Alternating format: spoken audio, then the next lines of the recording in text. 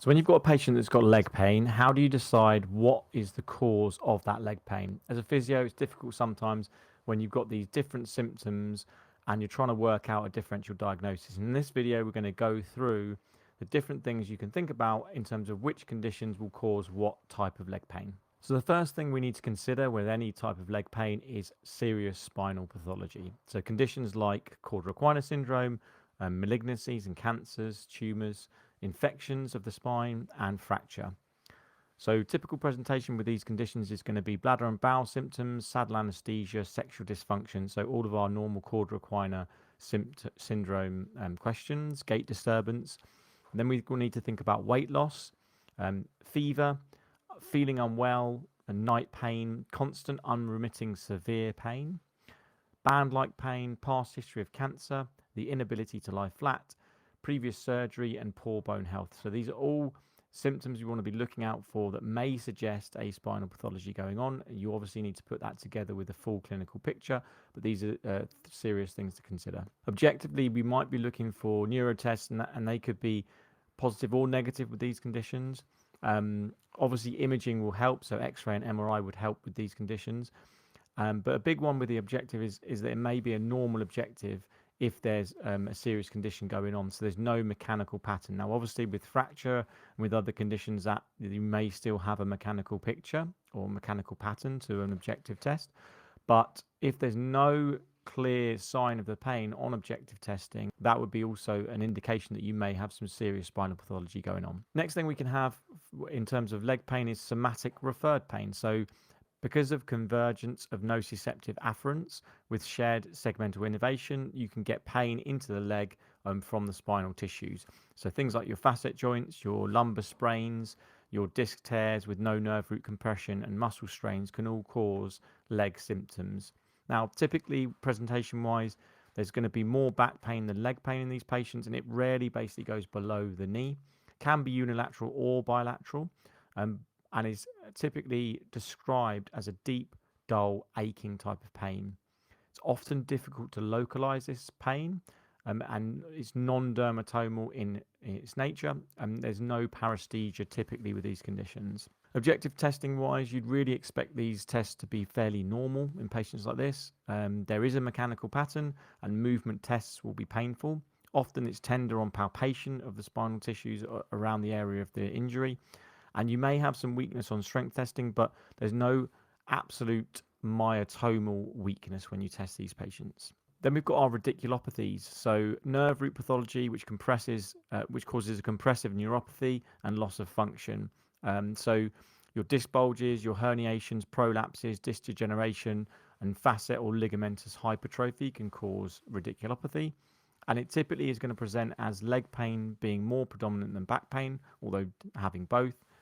Normally below the knee to the foot and toes in terms of symptoms, and it's often unilateral. Often described as like a nagging, burning, electrical shock type pain, and it may or may not have paresthesia.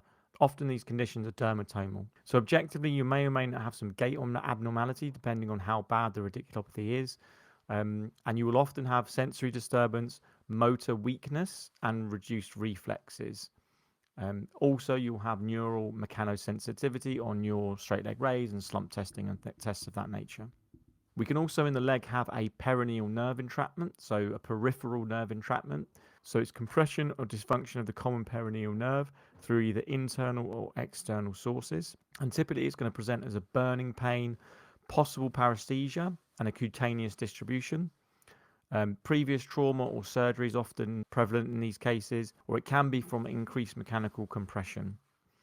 You might see foot drop or dorsiflexion weakness with these patients, ankle stability issues, and night pain. So objectively, you want to do your neurological testing.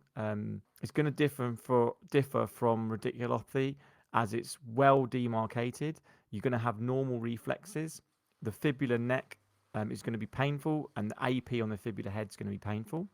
You're often going to have a positive straight leg raise with inversion plantarflexion, and you might have a positive Tenell's test. So spinal stenosis can cause leg pain as well. So with central canal stenosis, there's thecal sac compression, which causes bilateral leg symptoms and neurogenic claudication. It's often from the neural foramen stenosis and it can be lateral recessed stenosis on the unilateral side as well. So typically patients are going to be over 60 years old with these conditions. It's going to be an aching, burning, numbness type pain in the back, the buttocks and the legs, more proximal to distal, and worse with lumbar extension positions and ease with flexion.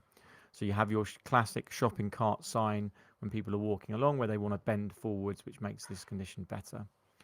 Neuro tests are often abnormal but may not be. It's possibly going to be worse on objective testing with extension and better with flexion.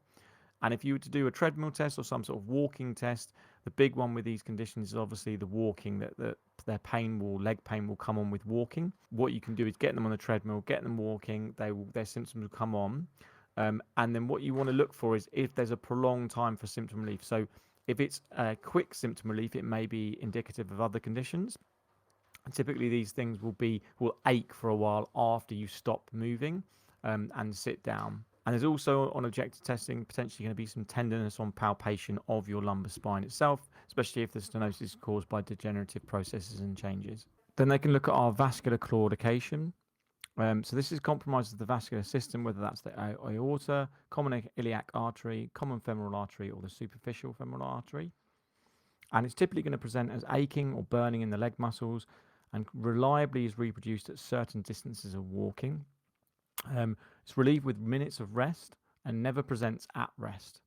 Not exacerbated by specific positions, and it's very associated, this condition, with smoking, hypertension, BMI, cardiovascular disease, family history, those sorts of things. Objectively, really you're looking at the neurological tests and being likely normal, and it's got a non-mechanical pattern of pain. If you do like a calf raise test or a treadmill test or a bike test, you'd expect positive symptoms, and you want those symptoms to settle rapidly once your exercise is stopped. There's no tenderness on palpation in the lower back with these conditions typically. So then we can look at these. It's a great table that we've got here looking at the differentiation between neurogenic claudication and vascular claudication. So have a look through this table. I want to particularly make note of the sort of cramping heaviness with vascular, which is different, the distal to proximal with being different as well. Both of these conditions are aggravated by walking and exertion, but again, standing still with the vascular will cause it to cease pretty quickly. And usually walking is fixed with vascular claudication, where it's variable with neurogenic, and there's prolonged symptom relief after the resolution of those activities with neurogenic, whereas with vascular it's pretty rapid. And this table and a lot of this info has been taken from a presentation by Lizzie Marlowe, so a shout out to her, really good information. Also, we can look at our neurological examination versus our vascular examination. So our light test touch sensation looks at the large myelinated sensory A beta fibers. Myotomes is going to look at your large myelinated motor A beta fibers. Reflexes are looking at the large myelinated A beta fibers as well.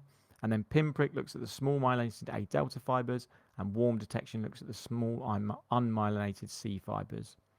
With vascular examination, we can look at the size, symmetry, color, edema, skin, nail beds, and hair growth of the limb.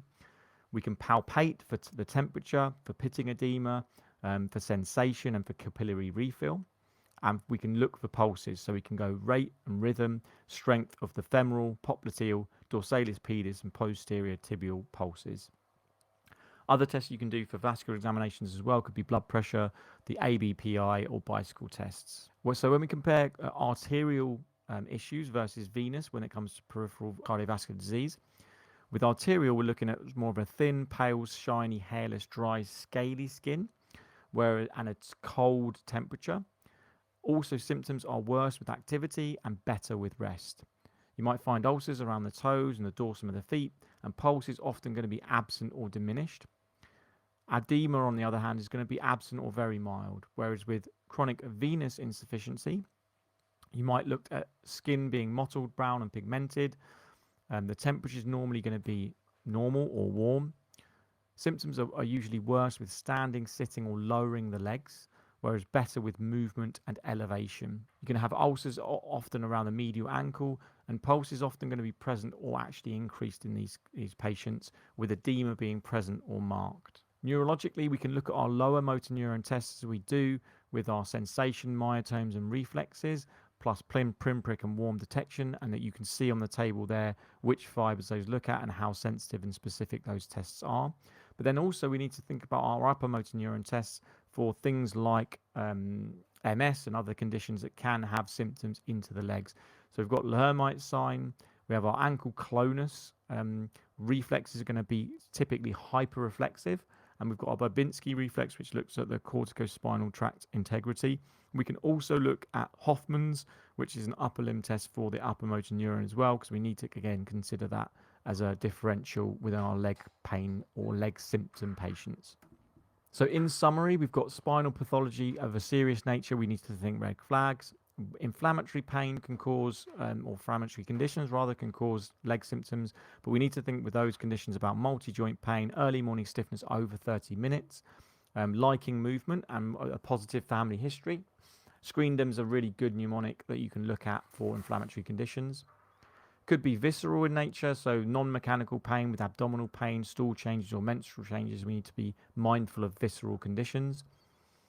Vascular, as we've talked about, is more looking at those comorbidities, so hypertension, cardiovascular disease, smoking, etc. And radiculopathy is normally dermatomal below the knee, leg more than the back, and with paresthesia. Somatic referred pain, as a summary, is deep aching, not below the knee, back more than leg, and no paresthesia.